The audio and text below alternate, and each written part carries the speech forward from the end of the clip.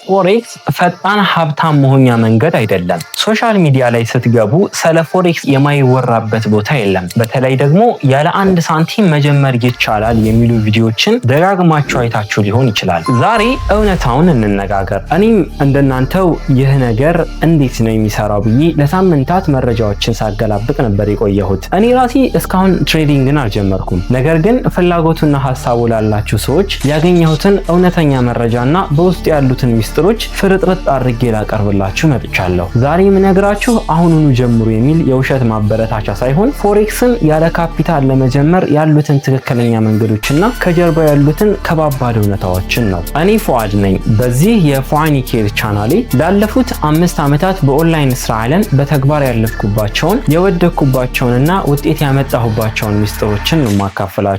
እኔ ጋር የምታዩት ነገር ሁሉ በሚገባ የተፈተነና የተጣራ ነው። በየሶሻል ሚዲያው በሁለት ቀን ውስጥ ሚሊዮነር አደርጋችኋለሁ የሚሉ የውሸት ማስታወቂያዎች እናንተም እንደሰለቻችሁ እኔም ስልችት ብሎኛል። ዛሬ የምነግራችሁ መረጃ የራሴን ጥልቅ ምርምር እንጂ በተግባር የጀመርኩትን አይደለም።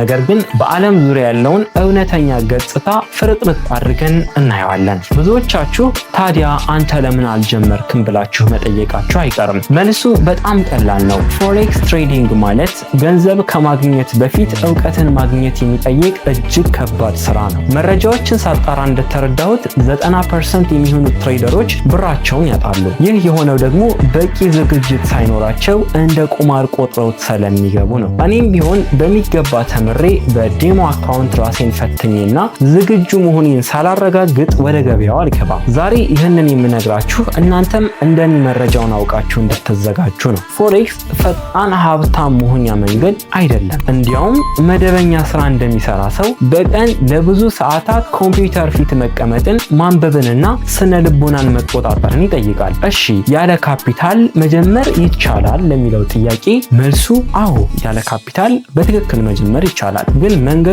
አልጋ በአልጋ አይደለም። ትልቁ ቁልፍ ፕራዮሪቲ ትሬዲንግ ፊርምስ ወይም ደግሞ ቶፕ ፊርምስ ይባላሉ። እነዚህ ድርጅቶች ገንዘቡ ያላቸው ግን ጎበዝ ትሬደር የሚፈልጉ ካምፓኒዎች ናቸው። ለምሳሌ እንደ ፈንድኔክስ፣ እንደ ኤፍቲኤምኦ ሰዎች የራሳቸው ካፒታል ሳይኖራቸው ከ10,000 እስከ $100,000 ድረስ እንዲያንቀሳቅሱ እድል ይሰጣሉ። ነገር ግን አንድ ትልቅ ካች አለ። ድርጅቶቹ ይህን ብር ዝም ብለው ለማንም አይሰጡም። መጀመሪያ ኢቫሉዌሽን ወይም ደግሞ ፈተና ይሰጧችኋል። በዴሞ አካውንት ትክክለኛ ትሬደር መሆናችሁን ማረጋገጥ አለባችሁ።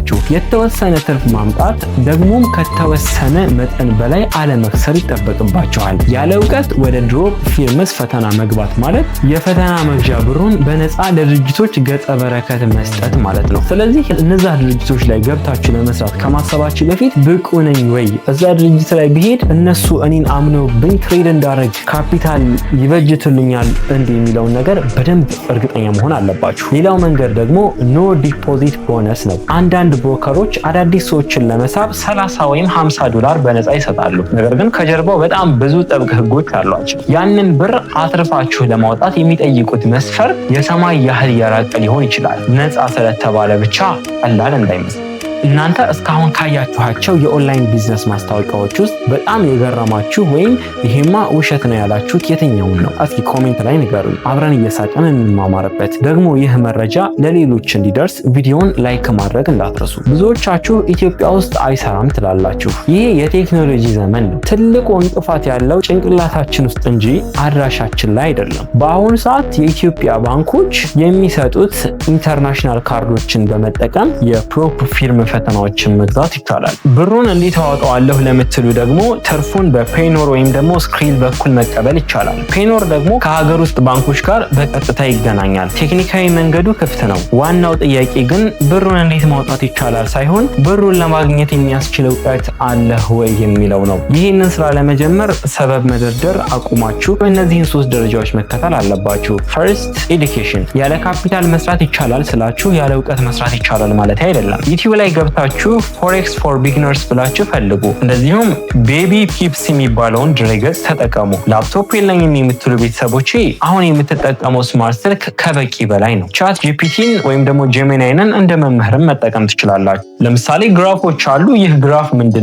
ይሄ ኢንዲኬተር እንዴት ይሰራል እያላችሁ ጠይቁት፣ በደንብ ያብራራላችኋል። እንደዚሁም ዴሞ ትሬዲንግ ፕራክቲስ በነፃ የልምምድ አካውንት ሜታ ትሬደር አፕሊኬሽን ላይ ቢያንስ ለ2 ወር ተለማመዱ። የውሸት ብር ተጠቅመህ እውነተኛውን ገበያ መፈተን ስትችል ነው ወደ ቀጣዩ መሄድ ያለብህ። ሶስተኛው ስቴፕ የፕሮፕ ፊርምስ ፈተና ነው። እውቀታችሁ ውጤት ማምጣቱን ስታረጋግጡ እንደ ፈንድር ኔክስት ያሉ ድርጅቶች ጋር ሄዳችሁ ፈተናውን ትወስዳላችሁ። ከተሳካላችሁ በስማችሁ የተመዘገበ $10,000 እና ከዛ በላይ ካፒታል ይሰጣችኋል።